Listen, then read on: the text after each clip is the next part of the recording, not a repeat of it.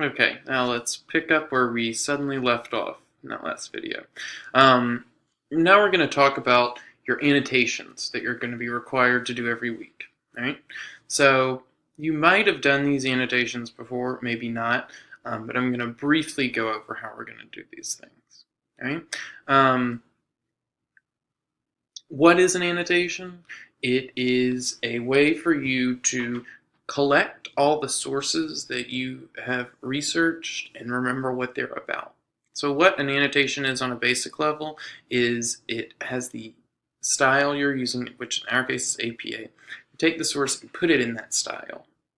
And then below it, you're going to have a description of it. You're going to do summary and you're going to do analysis. So let's talk a little bit more about it. Why are we doing these things? It's going to give you the opportunity to gather resources for your major projects in this course, but also in your capstone project. That's why it's a good idea to pick your topic according to what your capstone project or your internship is going to be. Because you could think of this course as a sort of a run-up to your capstone project. And then when you get to that capstone project, you won't have to worry about collecting any sources. You'll have already collected all the sources in this course, and you'll already have written a tiny version of the capstone project or of your internship analysis. Okay, so that's one reason that we're doing this. Doing it on a weekly basis, doing it every week, that puts you in a routine. It puts you in a schedule, and it makes it manageable. So I know I've been through this. I have graduate degrees, and I waited too late, and I started having to scurry, trying to pull together a bunch of different resources. You do this on a week-by-week basis, you'll slowly collect them, it becomes manageable, easy, and then you have them all right in front of you, all right? So, what is an annotation? We just talked about that. But what's important is it's two parts, your citation entry and then your summary analysis. Citation entry should be a bibliographic citation, and here, look, I've provided you with a very basic description of what needs to be in the citation. And if you need more information, you can look at Purdue OWL, but also down below in just a second, we'll get to it. I'll show you an example of it, and you can get on this in your own Sakai. Let's talk about what this summary and analysis is. Right? In your summary portion, you should just summarize the contents of the source, discuss the main points of the article, and you may discuss how it's relevant to your work in this class. You could also discuss how effective the article is or how ineffective it is. You can talk about any number of things. But when you summarize, you do want to make sure you're getting the main points across and you're giving me the detail. You don't have to give me the tiny little nitty-gritty. What you're going to want is you want to give the big, broad things that the essay talked about and its conclusions. But then in the analysis, what you want to do is, like I said, you can do any number of things. How are you going to use it? Is it effective? Is it ineffective? Is it relevant? Is it irrelevant? The one thing you don't want to do is give me your opinion, right? You can give me your opinion on the article, but I don't want your opinion on the topic that the article is on.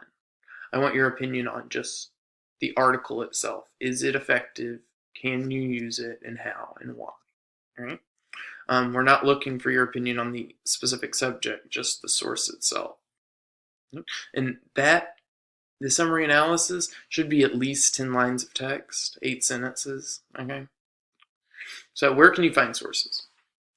You can only obtain these annotations from our library databases. Now, you can also go to the library itself and find books from there, physical books. I'm totally okay with that. I'm very on board with using physical books. But if you're unable to do that, or you want a quicker way to do it, you can use the databases. And here you can see I've provided you with a link to those databases. If you've never been there before, you're going to need to know your J number because you're going to need it to log in.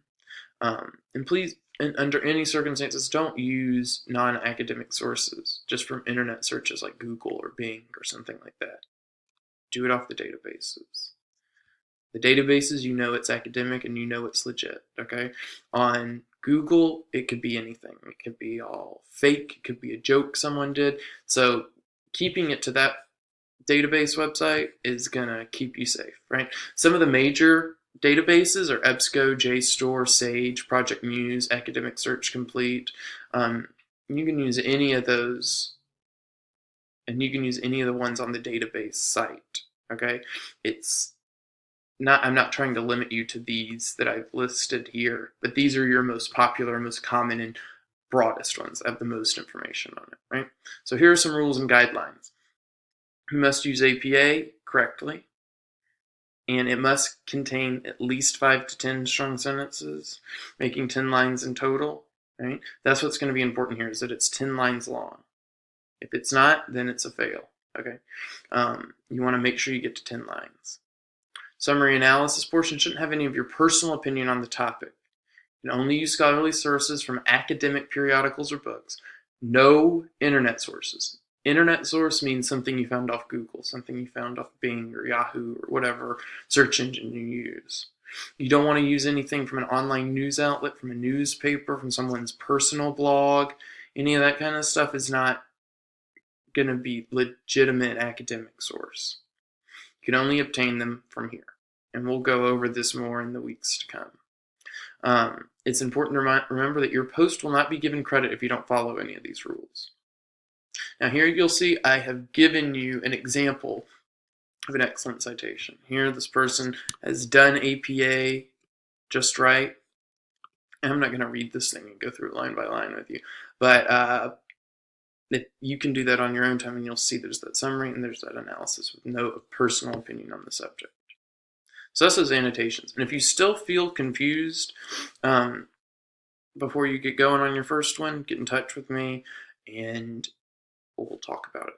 And you're not going to be expected to do one of these annotations until week 2, okay? So don't worry about it for this week. Now let's talk about your due dates.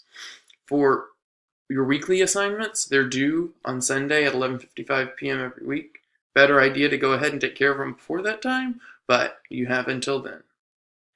Lectures will be available until Sunday at 11:55 p.m. And they'll be on that week tab. Your homework is also due Sunday at 11:55 p.m. and late homework is subject to penalties. I talked about that in the previous video where I talked about your syllabus. Annotations, again, same thing. And you'll post those on the discussion forums, all right? And you will find those right here, discussion forums. Click and open it up for you real quick. Here, you'll see weekly annotations, and there's where you'll post them in here. Okay. Finally, major projects. Major project number 1 is due February 10th. It's early, I know. Maybe you're thinking that's way too early, but it's a shorter assignment, and it's important to go ahead and establish what it is that you're going to be working on, okay? This is going to be a proposal. And so you're going to propose to me what you're going to write your major project number 2 on. When you do your capstone project, you also have to write a proposal. So that's why I'm having you do this. Now, I told you had the opportunity to do those rewrites. The rewrite for Project 1 is due by March 10th. You can get it to me earlier than that. By all means, feel free to. But that'll give you just under a month to do the rewrite. It's going to take me a day or two to grade all those. So probably try to get those back to you on February 12th, and then you'll have almost a whole month to do the rewrite. And then your major project number 2 is going to be due April 23rd. That's not the last day of class. It's 5 days before the last day of class. But I'm sure some of you are going to want to do the rewrite. That way, that'll give me time to grade them, and then I can get them back to you, and you can get time to rewrite them and me put the new grade in by the last day of class. And then your multimedia project is going to be on April 16th is when that will be due. And we'll talk more about that when it gets closer to time for you to do them. So, all right. I hope you guys have a nice week, and I look forward to talking to you next week. And please feel free to contact me again. All right, bye.